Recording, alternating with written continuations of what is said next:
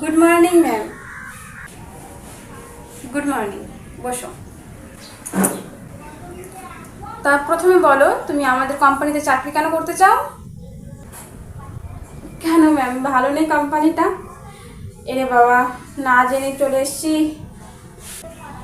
আরে না না, আমি সেটা বলছি না, আমি বলছি তুমি আমাদের কোম্পানিতে ইন্টারভিউ কেন দিতে এসছো? ও, আসলে এখানে ইন্টারভিউ দিতে আসার কারণ আছে আর কি।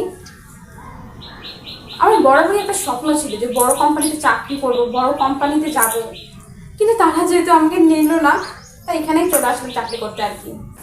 আরে, তুমি কি এই কোম্পানিকে ছোটোখাটো কোম্পানি মনে করছো?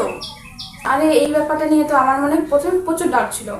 এই বাইরে সবাইকে জিজ্ঞেস করে আসলাম যেটা বড় কোম্পানি না ছোট কোম্পানি, কেউ বলতেই পারছিল না।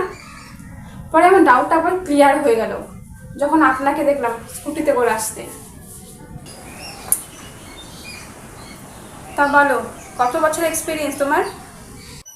এক্সপিরিয়েন্স 2 বছর লিখে দিন, যদি ভালো না লাগে পরে চেঞ্জ করে নেব। আরে দেখ, এর আগে কত বছর এক্সপিরিয়েন্স ছিল তোমার? এর আগে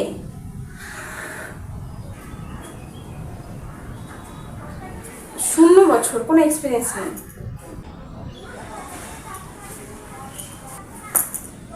আচ্ছা, একটা প্রশ্ন উত্তর দাও। এখানে তো অনেকজন এসছে, তার মধ্যে আমি তোমাকেই কেন নেব? আরে, এটাও আমাকে বলে দিতে হবে? আরে কি বসালো ওনাকে এখানে? এটা তো আপনার কাজ, এটা কি আমি বলে দিব?